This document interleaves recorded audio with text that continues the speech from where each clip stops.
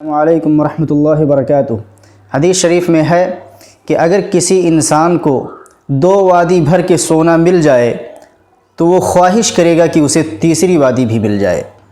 उसका दिल दुनिया से कभी नहीं भरेगा। दुनिया की ख्वाहिश मौत के वक्त ही उसकी ख़त्म होगी। जब तक वो ज़िंदा रहेगा दुनिया की तमन्ना और आरज़ू ख़त्म नहीं होगी। आइए मैं आपको 3 दोस्तों का एक वाक़या सुनाना चाहता हूँ,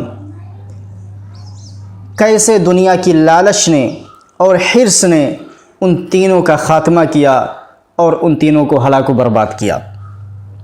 बताया जाता है बनु इसराइल में 3 दोस्त थे, बहुत जिगरी दोस्त थे, साथ में सफ़र करते, साथ में खाते, साथ में रहते। एक मर्तबा तीनों कहीं सफ़र पे जा रहे थे, दूर दराज। बहुत ज़्यादा चलने के बाद उनको वो तीनों थक गए। एक गार में गए आराम की गरज से कि थोड़ा आराम कर लें, थोड़ा सो लें, फिर आगे का सफ़र तय करते हैं। वो तीनों जब उस गार में गए तो वहाँ पे अचानक उन्हें ज़मीन के नीचे बहुत ज़्यादा ख़जाना मिल गया। बहुत ज़्यादा सोना, चांदी और माल मिला, जिससे वो तीनों बहुत ज़्यादा खुश हो गए। बहुत ज़्यादा तीनों खुश हो गए। इतना लंबा सफ़र तय करने के बाद वो तीनों बहुत ज़्यादा भूखे हो गए थे। उनमें से एक साथी ने कहा कि आप दोनों यहाँ पे आराम करें और मैं जाके सबके लिए खाना लाता हूँ शहर से। वो शख्स गया खाना लाने के लिए। रास्ते में शैतान ने उसके दिल में वसवसा डाला। शैतान ने अपनी चाल चलना शुरू कर दिया।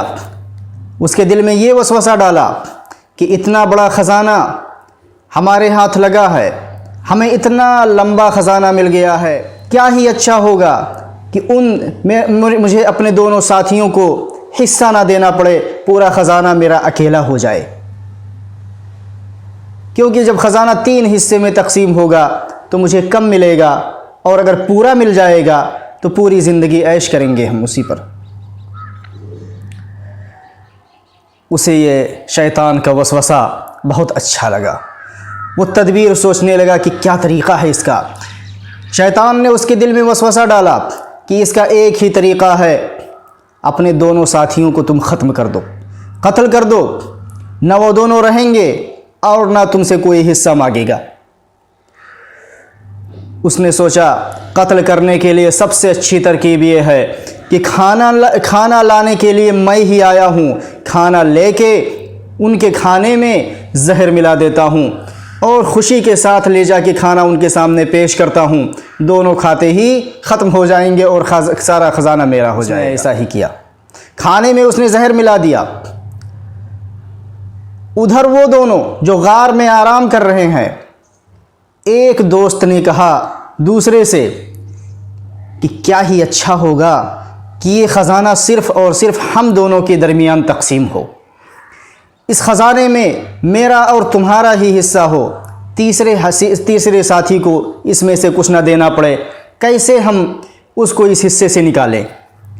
क्योंकि 3 हिस्सा जब होगा इस ख़जाने का तो सोना कम हो जाएगा, माल कम रहेगा, और अगर सिर्फ हम और आप ही बांट लें तो आधा आधा 3 दोनों को मिल जाएगा और उसकी कहानी ही ख़त्म हो जाएगी। दूसरे ने कहा बिल्कुल, मैं भी यही सोच रहा था, मैं भी यही सोच रहा था कि क्या किया जाए कि इससे छुटकारा मिल जाए, और ये हमारा साथी जो है, जो खाना लाने गया है, इसे हमें कोई हिस्सा ना देना पड़े इस माल में से, और ये हम दोनों का ही रहे।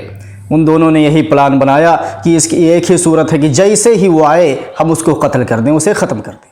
जब हम उसे कत्ल कर देंगे तो ये सोना हम दोनों का हो जाएगा। इधर इन दोनों ने अपने तीसरे साथी को कत्ल करने का प्लान बना लिया, पक्का इरादा कर लिया, और उधर वो पहले से ही उन दोनों के कत्ल का मंसूबा बनाकर और उस पर अमल भी कर चुका है, खाने में जहर मिला चुका है। जैसे ही वो गार के करीब आता है, गार में दाखिल होता है खाना लेकर, इसी मंसूबे और ख्वाहिश से कि अभी ये लोग खाएंगे और पूरा माल मेरा हो जाएगा, दोनों ख़त्म हो जाएंगे। उधर वो लोग उसका इंतज़ार कर रहे हैं कि जैसे ही दाखिल हो उस पर हमला कर दिया जाए। जैसे ही वो गार के अंदर दाखिल होता है, एक बड़े से चट्टान को उठाकर वो दोनों उसके सर पे पटक देते हैं। वो फ़ौरन गिरता है, उसकी मौत वाक़ई हो जाती है। अब तो खाना ले ही आया था, दोनों भूखे थे, दोनों बहुत खुश होते हैं, आधा आधा माल बांटते हैं। उसके बाद वो खाना जो वो शख्स लाया था उसे दोनों बड़ी खुशी से और बड़े मज़े से खाने लगते हैं, खुशी के साथ। जैसे ही वो दोनों खाते हैं उन दोनों का भी काम तमाम हो जाता है। तीनों हलाक। ये जो माल था न इसका हुआ और न उन दोनों दोस्तों का हुआ। तीनों में से किसी को हाथ नहीं लगा।